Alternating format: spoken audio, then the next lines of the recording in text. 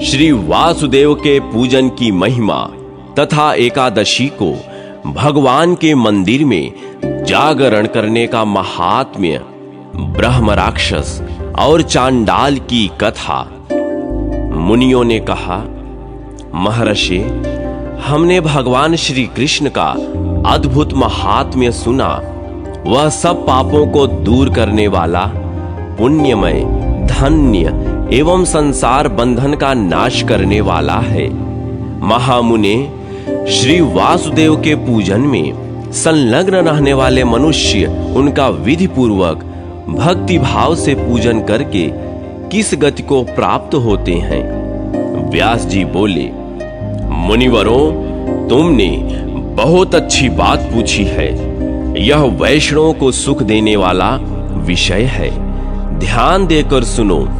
वैष्णवों के लिए स्वर्ग और मोक्ष दुर्लभ नहीं है।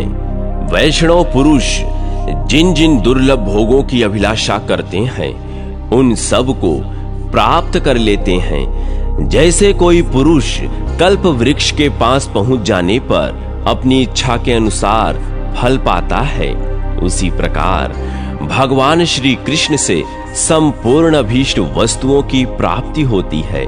भक्त मनुष्य श्रद्धा और विधि के साथ जगत गुरु भगवान वासुदेव का पूजन करके धर्म, अर्थ, काम और मोक्ष चारों पुरुषार्थों के फलस्वरूप स्वयं भगवान को प्राप्त कर लेते हैं। जो लोग सदा भक्ति पूर्वक अविनाशी वासुदेव की पूजा करते हैं, उनके लिए तीनों लोकों में कुछ भी दुर्लभ नहीं है। संसार में वे मनुष्य धन्य हैं जो समस्त मनोवांछित फलों के देने वाले सर्व पापहारी श्री हरि का सदा पूजन करते हैं। ब्राह्मण, क्षत्रिय, वैश्य, स्त्री, शूद्र और अंत्यज्य सभी सुरश्रेष्ठ भगवान वासुदेव का पूजन करके परम गति को प्राप्त होते हैं। दोनों पक्षों की एकादशी को उपवास पूर्वक एकाग्र चित्त हो विधि पूर्वक स्नान करके धुले हुए वस्त्र पहने, इंद्रियों को अपने काबू में रखें और पुष्प, गंध, धूप, दीप, नैवेद्य, नाना प्रकार के उपहार, जप, होम, प्रदक्षिणा, भांति भांति के दिव्य स्तोत्र, मनोहर गीत, वाद्य, दंडवत प्रणाम तथा जय शब्द के उच्चारण द्वारा श्रद्धा पूर्वक भगवान विष्णु की विधिवत पूजा करें। पूजन के पश्चात रात्रि में जागरण करके श्री कृष्ण का चिंतन करते हुए उनकी कथा वार्ता करें अथवा भगवत संबंधी पदों का गान करें। यों करने वाला मनुष्य भगवान विष्णु के परम धाम को जाता है, इसमें तनिक भी संदेह नहीं है। मुनियों ने पूछा, महामुने, भगवान विष्णु के लिए जागरण करके गीत गाने का क्या फल है? उसे बताइए। उसका श्रवण करने के लिए हमारे मन में बड़ी उत्कंठा है। व्यास जी बोले, मुनिवरों, भगवान विष्णु के लिए जागरण करते समय गान करने का जो फल बताया गया है, उसका क्रमशः वर्णन करता हूं। सुनो। इस पृथ्वी पर अवंती नाम से प्रसिद्ध एक नगरी थी, जहां शंख, चक्र और गदा धारण करने वाले भगवान विष्णु विराजमान थे। उस नगरी के किनारे एक चांडाल रहता था, जो संगीत में कुशल था। वह उत्तम वृत्ति से धन पैदा करके कुटुंब के लोगों का भरण पोषण करता था। भगवान विष्णु के प्रति उसकी बड़ी भक्ति थी। वह अपने व्रत का दृढ़ता पूर्वक पालन करता था।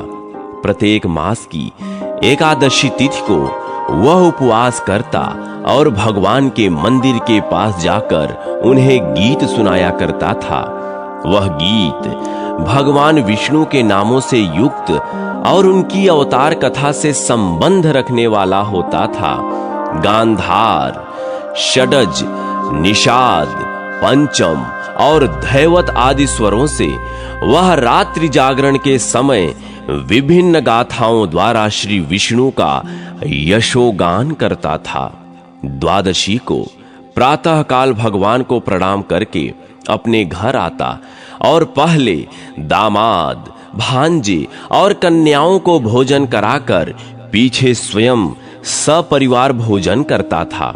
इस प्रकार विचित्र गीतों द्वारा भगवान विष्णु की प्रसन्नता का संपादन करते हुए उस चांडाल की आयु का अधिकांश भाग बीत गया। एक दिन चैत्र के कृष्ण पक्ष की एकादशी तिथि को वह भगवान विष्णु की सेवा करने के लिए जंगली पुष्पों का संग्रह करने के निमित्त भक्ति पूर्वक उत्तम वन में गया। शिप्रा के तट पर महान वन के भीतर एक बहेड़े का वृक्ष था। उसके नीचे पहुंचने पर किसी राक्षस ने उस चांडाल को देखा और भक्षण करने के लिए पकड़ लिया। यह देख चांडाल ने उस राक्षस से कहा, भद्र, आज तुम मुझे न खाओ, कल प्रातः काल खा लेना। मैं सत्य कहता हूं, फिर तुम्हारे पास लौट आऊंगा। राक्षस, आज मेरा बहुत बड़ा कार्य है, अतः मुझे छोड़ दो। मुझे भगवान विष्णु की सेवा के लिए रात्रि में जागरण करना है। तुम्हें उसमें विघ्न नहीं डालना चाहिए। ब्रह्म राक्षस, संपूर्ण जगत का मूल सत्य ही है, अतः मेरी बात सुनो। मैं सत्य की शपथ खाकर कहता हूं, पुनः तुम्हारे पास लौट आऊंगा।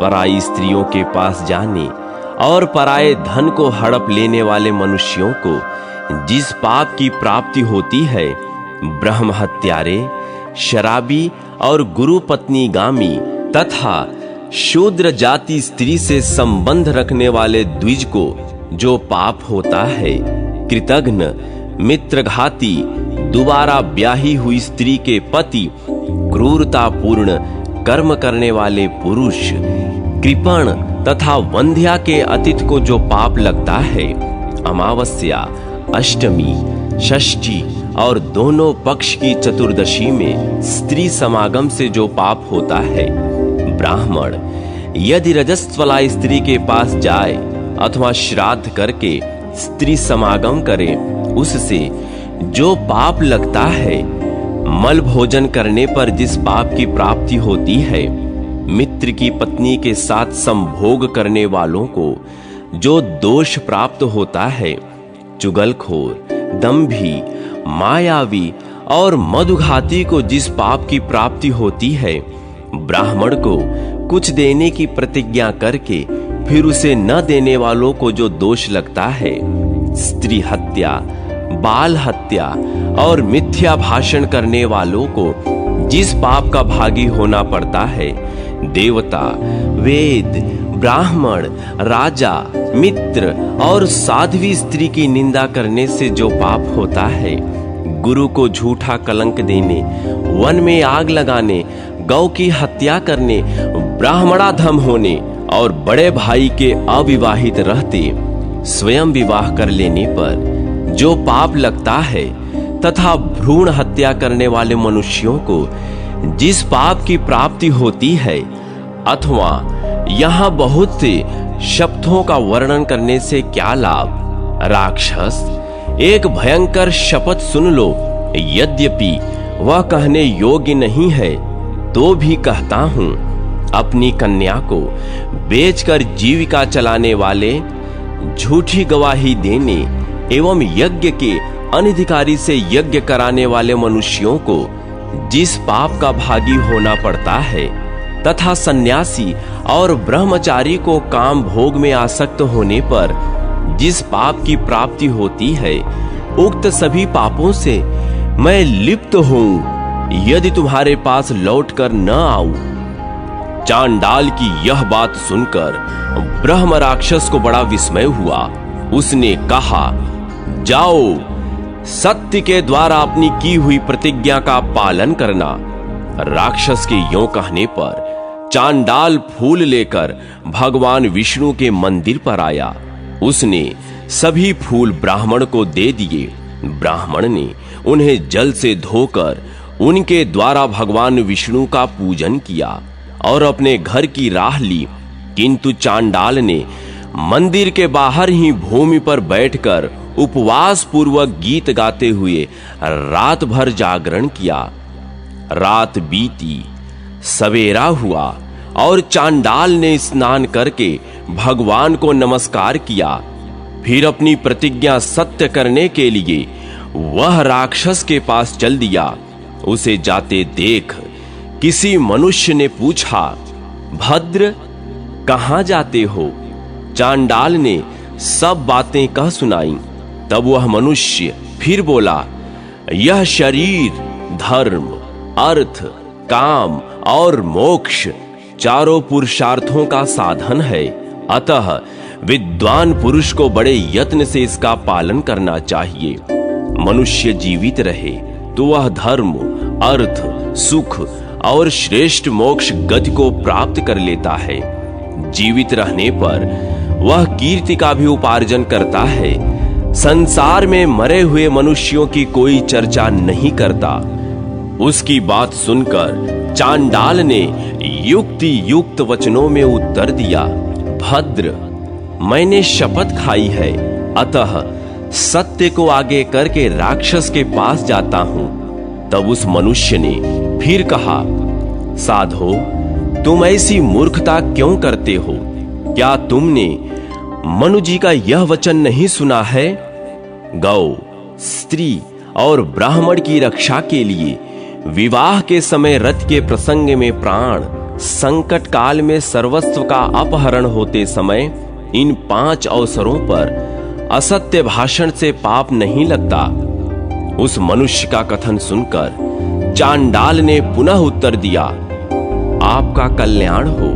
आप ऐसी बात मुंह से न निकालें। संसार में सत्य का ही आदर होता है।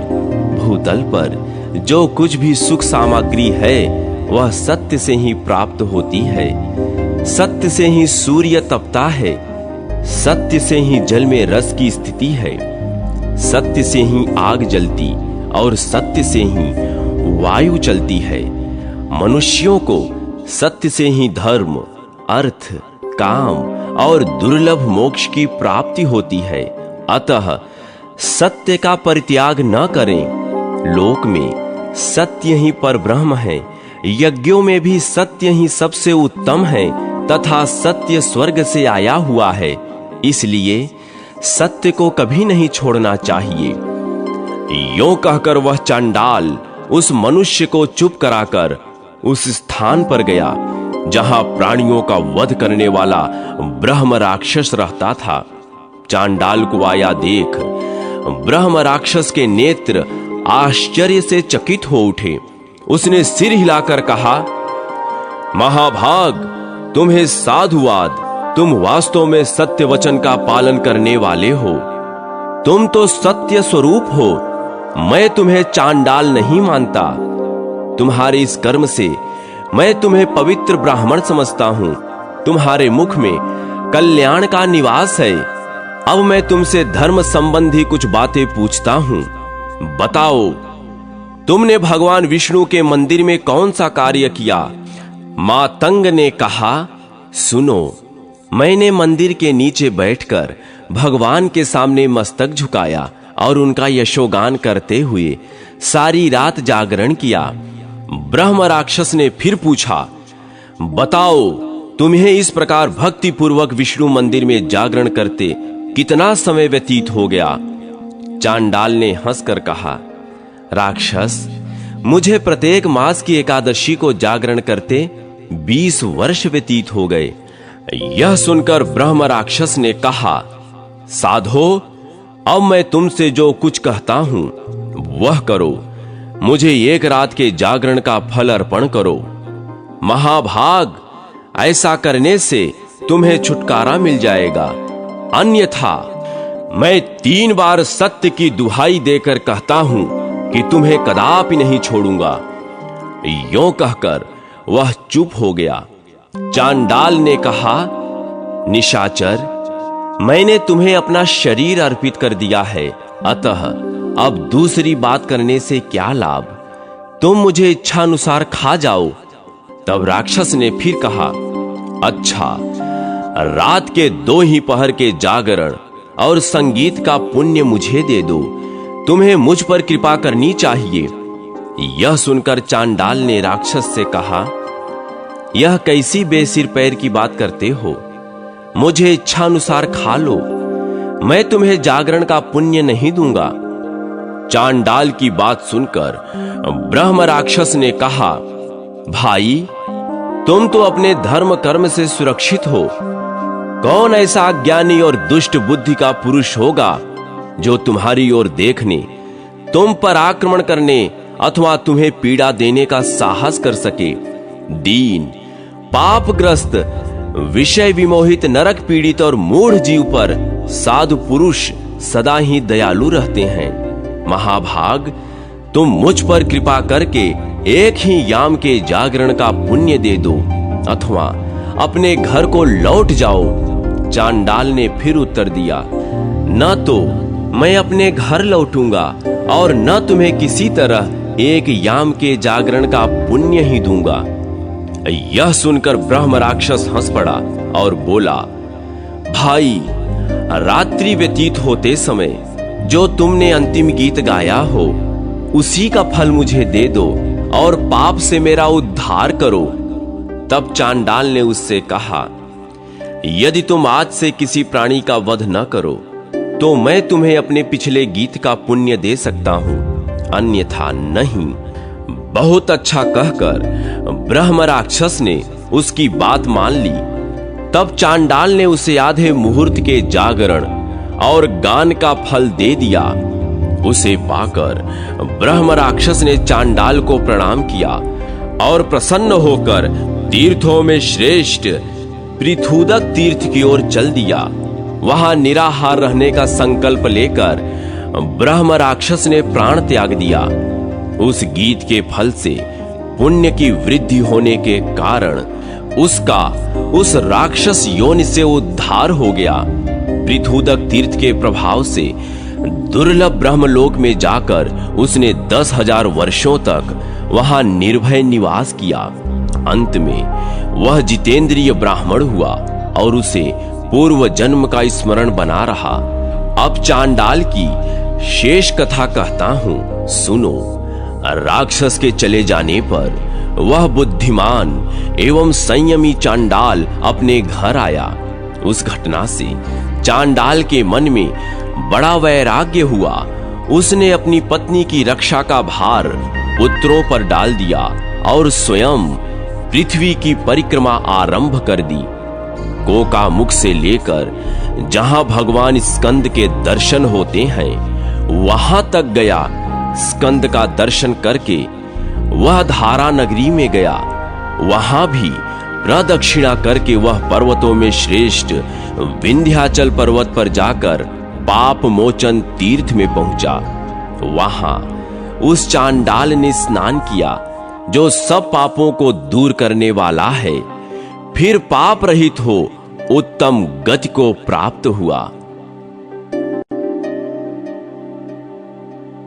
श्री विष्णु में भक्ति होने का क्रम और कलि धर्म का निरूपण। मुनियों ने कहा, महामते, हमने भगवान श्री कृष्ण के समीप जागरण पूर्वक गीत सुनाने का फल सुना, जिससे वह चांडाल परम गति को प्राप्त हुआ। अब जिस तपस्या से अथवा कर्म से भगवान विष्णु में हमारी भक्ति हो सके वह हमें बताइए। इस समय हम यही विषय सुनना चाहते हैं। व्यास जी बोले, मुनिवरों, भगवान श्री कृष्ण की भक्ति महान फल देने वाली है। वह मनुष्य को जिस प्रकार होती है वह सब क्रमशः बतलाता हूं, ध्यान देकर सुनो। ब्राह्मणों, यह संसार अत्यंत घोर और समस्त प्राणियों के लिए भयंकर है। नाना प्रकार के सैकड़ों दुखों से व्याप्त और मनुष्यों के हृदय में महान मोह का संचार करने वाला है।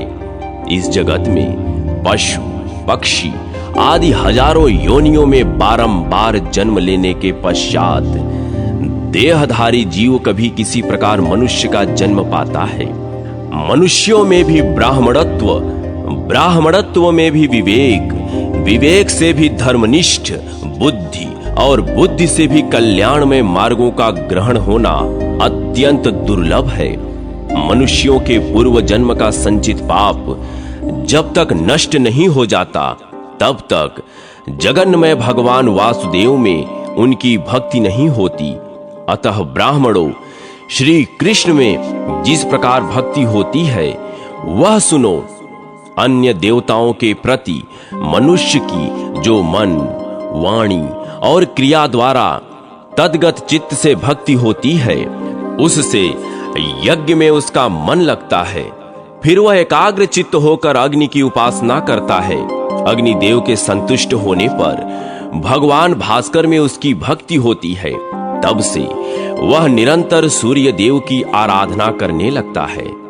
भगवान सूर्य के प्रसन्न होने पर उसकी भक्ति भगवान शंकर में होती है। फिर वह बड़े यत्न के साथ विधि पूर्वक महादेव जी की पूजा करता है। जब महादेव जी संतुष्ट होते हैं तब मनुष्यों की भक्ति भगवान श्री कृष्ण में होती है।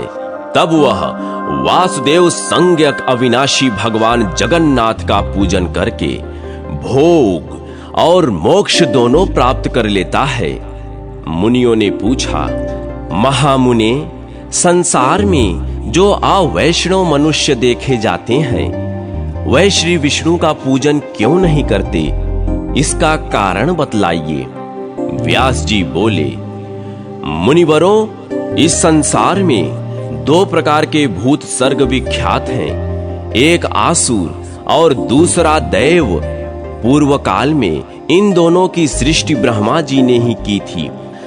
दैवी प्रकृति का आश्रय लेने वाले मनुष्य भगवान विष्णु का पूजन करते हैं और आसुरी प्रकृति को प्राप्त हुए लोग श्री हरि की निंदा किया करते हैं। ऐसे लोग मनुष्यों में अधम हैं। श्री हरि की माया से उनकी बुद्धि मारी गई है। ब्राह्मणों, वह श्री हरि को न पाकर नीच गति में जाते हैं। भगवान की माया बड़ी गूढ़ है। देवताओं और असुरों के लिए भी उसका ज्ञान होना कठिन है। वह मनुष्यों के हृदय में महान मोह का संचार करती हैं। जिन्होंने मन को वश में नहीं किया है, ऐसे लोगों के लिए उस माया को पार करना कठिन है। मुनियों ने कहा, महर्षि, अब हम आपसे जगत के संहार की कथा सुनना चाहते हैं। कल्प के अंत में जो महाप्रलय होता है उसका वर्णन कीजिए। व्यास जी बोले, मुनिवरों, कल्प के अंत में तथा प्राकृत प्रलय में जो जगत का संहार होता है उसका वर्णन सुनो। सत्ययुग, त्रेता, द्वापर और कली, ये 4 युग हैं जो देवताओं के 12,000 दिव्य वर्षों में समाप्त होते हैं। समस्त चतुर्युग स्वरूप से एक से ही होते हैं। सृष्टि के आरंभ में सत्ययुग होता है तथा अंत में कलयुग रहता है। ब्रह्मा जी प्रथम कृत युग में जिस प्रकार सृष्टि का आरंभ करते हैं वैसे ही अंतिम कलयुग में उसका उपसंहार करते हैं। मुनियों ने कहा, भगवान, कलि के स्वरूप का विस्तार पूर्वक वर्णन कीजिए, जिसमें 4 चरणों वाले भगवान धर्म खंडित हो जाते हैं। व्यास जी बोले, निष्पाप मुनियों, तुम जो मुझसे कलि का स्वरूप पूछते हो वह तो बहुत बड़ा है, तथापि मैं संक्षेप से बतलाता हूं। सुनो, कलयुग में मनुष्यों की वर्ण और आश्रम संबंधी आचार में प्रवृत्ति नहीं होगी। सामवेद, ऋग्वेद और यजुर्वेद की आज्ञा के पालन में कोई प्रवृत्त न होगा। कलयुग में विवाह को धर्म नहीं माना जाएगा। शिष्य गुरु के अधीन नहीं रहेंगे। पुत्र भी अपने धर्म का पालन नहीं करेंगे। अग्निहोत्र का नियम उठ जाएगा। कोई किसी भी कुल में क्यों न उत्पन्न हुआ हो, जो बलवान होगा वही कलयुग में सबका स्वामी होगा। सभी वर्णों के लोग कन्या बेचकर जीवन निर्वाह करेंगे। ब्राह्मणों, कलयुग में जिस किसी को भी जो भी वचन होगा सब शास्त्र ही माना जाएगा। कलयुग में सब देवता होंगे और सबके लिए सब आश्रम होंगे। अपनी अपनी रुचि के अनुसार अनुष्ठान करके उसमें उपवास, परिश्रम और धन का व्यय करना धर्म कहा जाएगा। कलयुग में थोड़े से ही धन से मनुष्यों को बड़ा घमंड होगा। स्त्रियों को अपने केशों पर ही रूपवती होने का गर्व होगा। स्वर्ण, मणि और रत्न आदि तथा वस्त्रों के भी नष्ट हो जाने पर स्त्रियां केशों से ही श्रृंगार करेंगी। कलयुग की स्त्रियां धनहीन पति को त्याग देंगी। उस समय धनवान पुरुष ही युवतियों का स्वामी होगा। जो जो अधिक देगा उसे उसे ही मनुष्य अपना मालिक मानेंगे। उस समय लोग प्रभुता के ही कारण संबंध रखेंगे। द्रव्य राशि घर बनाने में ही समाप्त हो जाएगी। उससे दान पुण्यादि न होंगे। बुद्धि द्रव्यों के संग्रह मात्र में ही लगी रहेगी। उसके द्वारा आत्मचिंतन न होगा। सारा धन उपभोग में ही समाप्त हो जाएगा। उससे धर्म का अनुष्ठान न होगा। कलयुग की स्त्रियां स्वेच्छाचारिणी होंगी। हाव भाव विलास में ही उनकी स्पृहा रहेगी। अन्याय से धन पैदा करने वाले पुरुषों में ही उनकी आसक्ति होगी। सुहृदों के निषेध करने पर भी मनुष्य एक एक पाई के लिए भी दूसरों के स्वार्थ की हानि कर देंगे। ब्राह्मणों, कलयुग में सब लोग सदा सबके साथ समानता का दावा करेंगे। गायों के प्रति तभी तक गौरव रहेगा जब तक कि वे दूध देती रहेंगी। कलयुग की प्रजा प्रायः अनावृष्टि और क्षुधा के भय से व्याकुल रहेगी। सबके नेत्र आकाश की ओर लगे रहेंगे। वर्षा न होने से दुखी मनुष्य तपस्वी जनों की भांति मूल, फल और पत्ते खाकर रहेंगे और कितने ही आत्मघात कर लेंगे। कल में सदा अकाल ही पड़ता रहेगा। सब लोग सदा असमर्थ होकर क्लेश भोगेंगे। कभी किन्हीं मानवों को थोड़ा सुख भी मिल जाएगा। सब लोग बिना स्नान किए ही भोजन करेंगे। अग्निहोत्र, देव पूजा, अतिथि सत्कार, श्राद्ध और तर्पण की क्रिया कोई नहीं करेंगे। कलयुग की स्त्रियां लोभी, नाटी, अधिक खाने वाली, बहुत संतान पैदा करने वाली और मंद भाग्य वाली होंगी। वे दोनों हाथों से सिर खुजलाती रहेंगी। गुरुजनों तथा पति की आज्ञा का भी उल्लंघन करेंगी तथा पर्दे के भीतर नहीं रहेंगी। अपना ही पेट पालेंगी। क्रोध में भरी रहेंगी। देह शुद्ध की ओर ध्यान नहीं देंगी और असत्य एवं कटु वचन बोलेंगी। इतना ही नहीं, वे दुराचारिणी होकर दुराचारी पुरुषों से मिलने की अभिलाषा करेंगी। कुलवती स्त्रियां भी अन्य पुरुषों के साथ व्यभिचार करेंगी। ब्रह्मचारी लोग वेदोक्त व्रत का पालन न किए बिना ही वेदाध्ययन करेंगे। गृहस्थ पुरुष न तो हवन करेंगे और न सत्पात्र को उचित दान ही देंगे। वानप्रस्थाश्रम में रहने वाले लोग वन के कंद मूल आदि से निर्वाह न करके ग्रामीण आहार का संग्रह करेंगे और सन्यासी भी मित्र आदि के स्नेह बंधन में बंधे रहेंगे।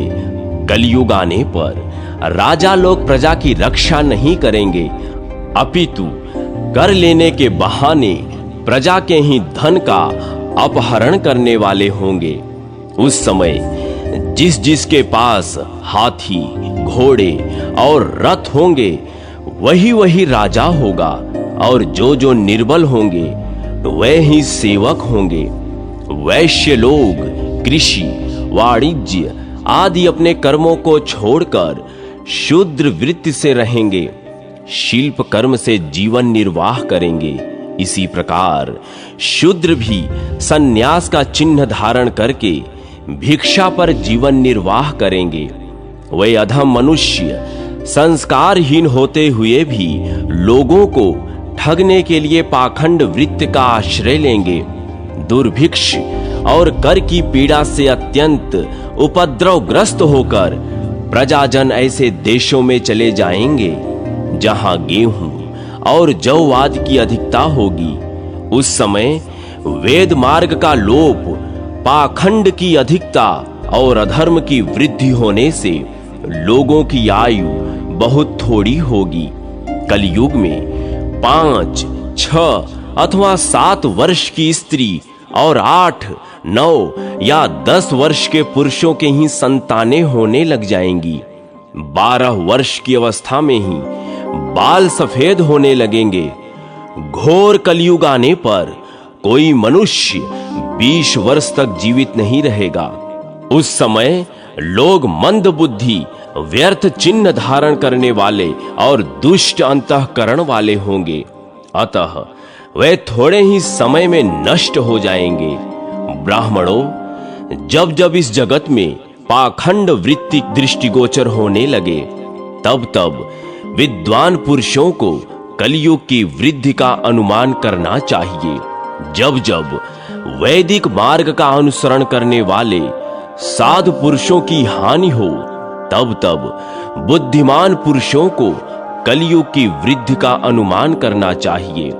जब धर्मात्मा मनुष्यों के आरंभ किए हुए कार्य शिथिल हो जाएं, तब उसमें विद्वानों को कलयुग की प्रधानता का अनुमान करना चाहिए। जब जब यज्ञों के अधीश्वर भगवान पुरुषोत्तम का लोग यज्ञों द्वारा यजन करें, तब तब यह समझना चाहिए कि कलयुग का बल बढ़ रहा है। द्विजवरों, जब वेदवाद में प्रेम न हो और पाखंड में अनुराग बढ़ता जाए, तब विद्वान पुरुषों को कलयुग की वृद्धि का अनुमान करना चाहिए। ब्राह्मणों, कलयुग में पाखंड से दूषित चित्त वाले मनुष्य सबकी सृष्टि करने वाले जगतपति भगवान विष्णु की आराधना नहीं करेंगे। उस समय पाखंड से प्रभावित मनुष्य ऐसा कहेंगे कि देवताओं से क्या लेना है, ब्राह्मणों और वेदों से क्या लाभ है, जल से होने वाली शुद्धि में क्या रखा है। कलयुग में मेघ थोड़ी वृष्टि करेंगे, खेती में बहुत कम फल लगेंगे और वृक्षों के फल सारहीन होंगे। कली में प्रायः लोग घुटनों तक वस्त्र पहनेंगे, वृक्षों में शमी की ही अधिकता होगी। चारों वर्णों के सब लोग प्रायः शूद्रवत हो जाएंगे। कलयुग के आने पर प्रायः छोटे छोटे धान्य होंगे, अधिकतर बकरियों का दूध मिलेगा और उशीर ही एकमात्र अनुलेपन होगा। कलयुग में अधिकतर सास और ससुर ही लोगों के गुरुजन होंगे। मुनिवरों, उस समय मनोहारिणी भार्या और साले आदि ही सुहृद समझे जाएंगे। लोग अपने ससुर के अनुगामी होकर कहेंगे, कौन किसकी माता है और कौन किसका पिता। सब जीव अपने कर्मों के अनुसार ही जन्म लेते हैं और मरते हैं। उस समय थोड़ी बुद्धि वाले मनुष्य मन, वाणी और शरीर के दोषों से प्रभावित होकर प्रतिदिन बारंबार पाप करेंगे। सत्य, शौच और लज्जा से रहित मनुष्यों के लिए जो जो दुख की बात हो सकती है, वह सब कलिकाल में होगी। संसार में स्वाध्याय, वषट्कार, स्वधा और स्वाहा का शब्द नहीं सुनाई देगा। उस समय सर्वधर्मनिष्ठ ब्राह्मण कोई विरला ही होगा। एक विशेषता अवश्य है, कलयुग में थोड़ा सा ही प्रयत्न करने पर मनुष्य वह उत्तम पुण्य राशि प्राप्त कर सकता है जो सतयुग में बहुत बड़ी तपस्या से ही साध्य हो सकती है। ब्राह्मणों, कलयुग धन्य है, जहां थोड़े ही क्लेश से महान फल की प्राप्ति होती है तथा स्त्री और शूद्र भी धन्य हैं। इसके सिवा और भी सुनो, सत्ययुग में 10 वर्ष तक तपस्या, ब्रह्मचर्य और जप आदि का अनुष्ठान करने से जो फल मिलता है वह त्रेता में 1 वर्ष, द्वापर में 1 मास तथा कलयुग में 1 दिन 1 रात के ही अनुष्ठान से मिल जाता है। इसलिए मैंने कलयुग को श्रेष्ठ बताया है। सत्ययुग में ध्यान, त्रेता, यज्ञों द्वारा यजन और द्वापर में पूजन करने से मनुष्य जिस फल को पाता है वही कलयुग में केशव का नाम कीर्तन करने मात्र से मिल जाता है। धर्मज्ञ ब्राह्मणों, इस कलयुग में थोड़े से परिश्रम से ही मनुष्य को महान धर्म की प्राप्ति हो जाती है। इसलिए मैं कलयुग से अधिक संतुष्ट हूं। अब शूद्रों की विशेषता का वर्णन सुनो। द्विजों को पहले ब्रह्मचर्य व्रत का पालन करते हुए वेदाध्ययन करना पड़ता है। फिर धर्मतः प्राप्त हुए धन के द्वारा विधि पूर्वक यज्ञ करना पड़ता है। इसमें भी व्यर्थ वार्तालाप, व्यर्थ भोजन और व्यर्थ धन द्विजों के पतन के कारण होते हैं। इसलिए उन्हें सदा संयमी रहना आवश्यक है। यदि वे सभी वस्तुओं में विधि का पालन न करें तो उन्हें दोष लगता है। यहाँ तक कि भोजन और पान आदि भी उनकी इच्छा के अनुसार नहीं प्राप्त होते। वे समस्त कार्यों में परतंत्र होते हैं। इस प्रकार विनीत भाव से महान क्लेश उठाकर वे उत्तम लोकों पर अधिकार प्राप्त करते हैं। परंतु मंत्रहीन पाक यज्ञ का अधिकारी शूद्र केवल द्विजों की सेवा करने मात्र से अपने लिए अभीष्ट पुण्य लोकों को प्राप्त कर लेता है। इसलिए शूद्र अन्य वर्णों की अपेक्षा अधिक धन्यवाद का पात्र है। स्त्रियां क्यों धन्य हैं, इसका कारण बतलाया जाता है। पुरुषों को अपने धर्म के विपरीत न चलकर सदा ही धनोपार्जन करना, उसे सुपात्रों को देना और विधि पूर्वक यज्ञ करना आवश्यक है। धन के उपार्जन और संरक्षण में महान क्लेश उठाना पड़ता है तथा उसे उत्तम कार्य में लगाने के लिए मनुष्यों को जो गहरी चिंता करनी पड़ती है वह सबको विदित है। ये तथा और भी बहुत से क्लेश सहन करके पुरुष क्रमशः प्राजापत्य आदि शुभ लोक प्राप्त करते हैं। परंतु स्त्री मन, वाणी और क्रिया द्वारा केवल पति की सेवा करने मात्र से उसके समान लोकों पर अधिकार प्राप्त कर लेती है। वे महान क्लेश के बिना ही उन्हीं लोकों में जाती हैं जिनमें क्लेश साध्य उपाय करके पुरुष जाता है। इसलिए तीसरी बार मैंने स्त्रियों को साधुवाद दिया है। ब्राह्मणों, यह मैंने कलयुग आदि की श्रेष्ठता का कारण बताया है। अब तुम लोग जिस उद्देश्य से यहाँ आए हो उसे पूछो, मैं तुम्हारे इच्छा अनुसार उसका भी वर्णन करूंगा। जो अपने सद्गुण रूपी जल से समस्त पाप रूपी पंक को धो चुके हैं, उनके द्वारा थोड़े ही प्रयत्न से कलयुग में धर्म की सिद्धि हो जाती है। मुनिवरों, शूद्र केवल द्विजों की सेवा में तत्पर रहने तथा स्त्रियां पति की शुश्रूषा करने मात्र से अनायास ही पुण्य लोक प्राप्त कर लेती हैं। इसलिए इन तीनों को ही मैंने परम धन्य माना है। द्विजातियों को सत्य आदि तीनों युगों में धर्म का साधन करते समय अधिक क्लेश उठाना पड़ता है, किंतु कलयुग में मनुष्य थोड़ी ही तपस्या से शीघ्र ही सिद्धि प्राप्त कर लेते हैं। मुनिवरों, जो कलयुग में धर्म का आचरण करते हैं वे धन्य हैं। धर्मज्ञों, तुम्हारा जो अभीष्ट विषय था उसे मैंने बिना पूछे ही बता दिया। अब और क्या करूं?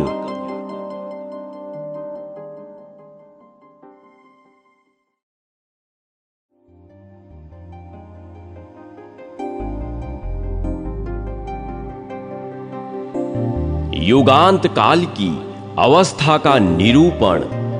मुनियों ने कहा, धर्मज्ञ, हम लोग धर्म की लालसा से अब उस कलिकाल के समीप आ पहुंचे हैं, जबकि स्वल्प कर्म के द्वारा हम सुखपूर्वक उत्तम धर्म को प्राप्त कर सकते हैं।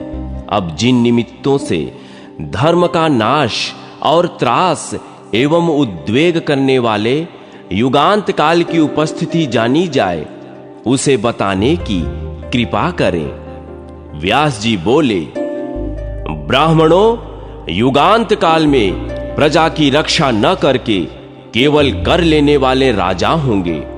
वे अपनी ही रक्षा में लगे रहेंगे। उस समय प्रायः क्षत्रियेतर राजा होंगे। ब्राह्मण शूद्रों के यहां रहकर जीवन निर्वाह करेंगे और शूद्र ब्राह्मणों के आचार का पालन करने वाले होंगे। युगांत काल आने पर श्रोत्रिय तथा कांड पृष्ठ अर्थात अपने कुल का त्याग करके दूसरे कुल में सम्मिलित हुए पुरुष एक पंक्ति में बैठकर यज्ञ कर्म से हीन हवश्य भोजन करेंगे। मनुष्य अशिष्ट, स्वार्थपरायण, नीच तथा मद्य और मांस के प्रेमी होकर मित्र पत्नी के साथ व्यभिचार करने वाले होंगे। चोर राजा की वृत्ति में रहकर अपना काम करेंगे और राजा चोरों का सा बर्ताव करेंगे। सेवक गण स्वामी के दिए बिना ही उसके धन का उपभोग करने वाले होंगे। सबको धन की ही अभिलाषा होगी। साधु संतों के बर्ताव का कहीं भी आदर न होगा। पतित मनुष्य के प्रति किसी के मन में घृणा न होगी। पुरुष नकटे, खुले केश वाले और कुरूप होंगे। स्त्रियां 16 वर्ष की आयु के पहले ही बच्चों की मां बन जाएंगी। युगांत में स्त्रियां धन लेकर पराये पुरुषों से समागम करेंगी। सभी द्विज वाजस्नेयी अर्थात बृहदारण्यक उपनिषेद के ज्ञाता बनकर ब्रह्म की बात करेंगे। शूद्र तो वक्ता होंगे और ब्राह्मण चांडाल हो जाएंगे। शूद्र शठता पूर्ण बुद्धि से जीविका चलाते हुए मूड़ मुड़ाकर गेरुआ वस्त्र पहने